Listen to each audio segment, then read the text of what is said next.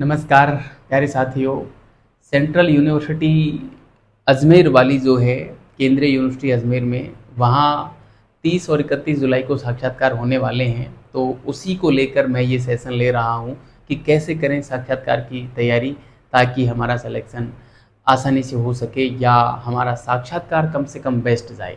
देखिए साथियों, सिलेक्शन होना नहीं होना एक अलग बात है, लेकिन हमारा साक्षात्कार अच्छा हो ये एक बड़ी बात है। ठीक है, क्योंकि साक्षात्कार हमारे ऊपर डिपेंड है कि अच्छा हो कि नहीं हो। हम यदि तैयारी नहीं करेंगे तो साक्षात्कार कैसे सही होगा।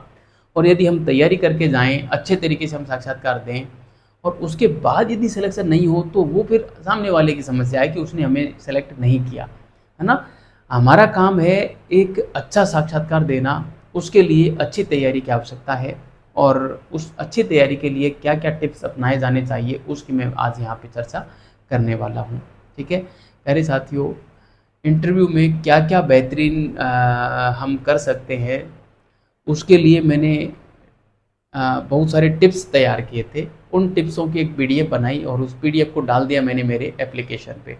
एप्लीकेशन का नाम है सफलता विजन्स, जो आपको गूगल प्ले स्टोर पर मिल जाएगा, और वहाँ भी नहीं मिलेगा तो वीडियो के डिस्क्रिप्शन में उसका लिंक मिल जाएगा। उस पर क्लिक करके आप मेरे एप्लीकेशन पे जा सकते हैं और उस पीडीएफ को प्राप्त कर सकते हैं।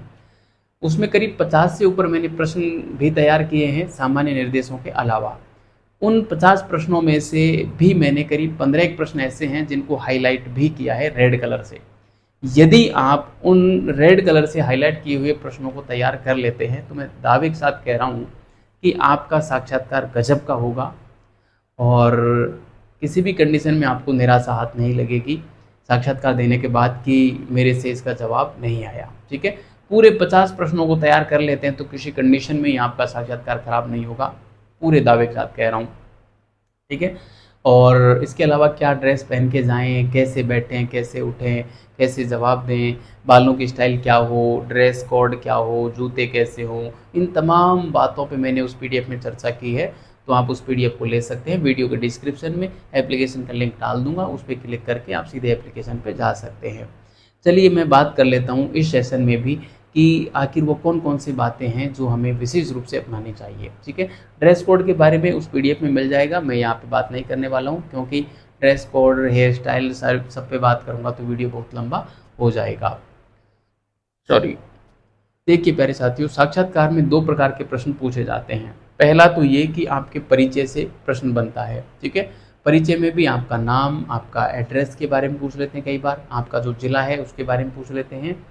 और सबसे ज़्यादा जो प्रश्न पूछा जाता है वो पूछा जाता है आपके ग्रेजुएशन और पोस्ट ग्रेजुएशन के पेपर्स पर।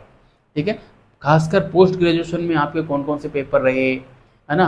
पोस्ट ग्रेजुएशन का वह कौन सा पेपर है जिसमें आपके हाईएस्ट मार्क्स आए, या पोस्ट ग्रेजुएशन का वह कौन सा पेपर है जिसमें सबसे कम मार्क्स आए। इस प्रकार के प्रश्न पूछ लेते हैं। पोस्ट ग्रेजुएशन में आपकी कितनी प्रतिशत बनी, या पोस्ट ग्रेजुएशन में टोटल कितने मार्क्स के पेपर थे, यानी कि टोटल मार्क्स कितने थे, उसमें से आपको कितने मिले। कैसे भी आपसे यहाँ प्रकार जो है इस प्रकार का प्रश्न पूछा जा सकता है। ठीक है, ग्रेजुएशन के सब्जेक्ट भी पूछे जा सकते हैं और 10th 12th की प्रतिशत पूछी जा सकती है। इतना आपको ध्यान रखना है। परिचय से अपने ज़िले के बारे में भी थोड़ा सा ध्यान रखना है, अपने नाम से संबंधित भी आपको जो है जानकारी रखनी है। खासकर हिंदी विषय वाले जो विद्यार्थी हैं उनको अपने नाम का अर्थ और ये भी पता होना चाहिए। ठीक है, तो ये तो परिचय से पूछते हैं। इसके अलावा जो पूछते हैं सब्जेक्ट से, वो क्या पूछते हैं वो सबसे महत्वपूर्ण है। तो देखिए प्यारे साथियों, पीएचडी एडमिशन हेतु जो साक्षात्कार लिया जाता है उसका एक ही प्रश्न है, सबसे बड़ा प्रश्न, और वो प्रश्न ये है कि आपका टॉपिक क्या है। ठीक है, किस टॉपिक पे आप शोध करना चाहते हैं, ये सबसे बड़ा प्रश्न है। इसके साथ ही अन्य इसमें क्रॉस प्रश्न फिर ये पूछेंगे कि इसकी समस्या क्या है, क्या समस्या है जो आप खोजना चाहते हैं, क्या समस्या है जिसके कारण आप रिसर्च करना चाहते हैं। क्योंकि पीएचडी में होता ही क्या है, रिसर्च होता है, और रिसर्च कब होती है, जब कोई समस्या होती है। इसलिए आपको आपके टॉपिक में कोई ना कोई समस्या क्रिएट करनी पड़ेगी। ऐसी समस्या क्रिएट करनी पड़ेगी जिसका जवाब सामने वाले के पास नहीं हो, क्योंकि वो प्रोफेसर हैं और आप कोई भी समस्या रखेंगे उसका समाधान उनके पास होगा। अब आपको ऐसी समस्या रखनी पड़ेगी कि उसका समाधान सामने वालों के पास भी नहीं हो। आपके पास भले ही हो लेकिन बताना नहीं है, सामने वाले के पास नहीं हो, वरना वो सामने वाले बता देंगे कि भाई इसका समाधान तो ये रहा, आप क्या खोजेंगे, है ना। तो आपको सबसे पहले एक समस्या क्रिएट करनी पड़ेगी, गजब की समस्या क्रिएट करो, और ऐसी समस्या क्रिएट करो कि सामने वाला सुनते ही ये सोचे कि यार वास्तव में ये तो समस्या है, इस पे तो शोध होना ही चाहिए, आपको तुरंत सेलेक्ट कर लेंगे, है ना। और आपने समस्या क्रिएट कर ली मान लो, तो फिर आपसे क्रॉस क्वेश्चन के रूप में पूछेंगे कि इस समस्या का समाधान कैसे खोजेंगे। कैसे खोजेंगे का मतलब है आपकी रिसर्च मेथोडोलॉजी पूछी जा रही है, आपकी शोध विधि पूछी जा रही है, ठीक है। तो शोध विधि का ध्यान करें, शोध विधि तैयार करें आपकी, ठीक है। फिर आपसे पूछेंगे कि आप क्या सोचते हैं इसके बारे में, भाई ये समस्या तो है लेकिन इसके बारे में आप क्या सोचते हैं, यानी आपका शोध कहाँ तक जा सकता है, या आप इसमें क्या नया ऐड करेंगे, इस प्रकार से पूछा जा सकता है। इसका मतलब ये है कि आपकी हाइपोथेसिस पूछी जा रही है, आपकी परिकल्पना पूछी जा रही है, ठीक है। तो परिकल्पना तैयार करें। फिर आप शोध के दौरान कौन कौन से उपकरणों का उपयोग करेंगे, यानी कि आपके स्रोत क्या होंगे, स्रोत को तैयार करें। इस टॉपिक को ही क्यों चुना, यानी कि इसका महत्व क्या है, इस टॉपिक का उद्देश्य क्या है, तो अपने टॉपिक का महत्व और उद्देश्य पता होना चाहिए।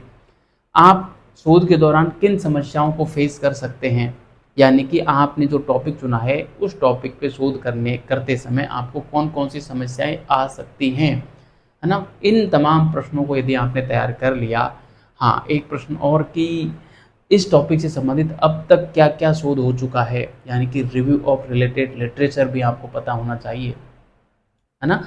आपके साहित्य की समीक्षा वो भी आपको करनी चाहिए, ठीक है। तो इन तमाम प्रश्नों के जवाब यदि आप तैयार कर लेते हैं तो मैं दावे के साथ कह रहा हूँ किसी भी कंडीशन में आपका साक्षात्कार खराब नहीं होगा। और इन प्रश्नों का जवाब आप तभी तैयार कर पाएंगे जब आप एक रिसर्च प्रपोजल बनाएंगे, एक शोध प्रस्ताव बनाएंगे, ठीक है। तो शोध प्रस्ताव आप बना लीजिए, शोध प्रस्ताव जिसने बना लिया और उसके माध्यम से मैंने जो पीडीएफ बनाई है उस पीडीएफ के जो 15 हाईलाइट प्रश्न हैं उनका जवाब आपको शोध पत्र के माध्यम से, आपके शोध प्रस्ताव के माध्यम से तैयार करने पड़ेंगे। और जिस साथी ने शोध प्रस्ताव बना के और मेरी उस पीडीएफ के उन 15 प्रश्नों के जवाब तैयार कर लिए, तो मैं दावे के साथ कह रहा हूँ आपका साक्षात्कार खराब नहीं होगा, आप सीना ठोक के साक्षात्कार देकर आएंगे।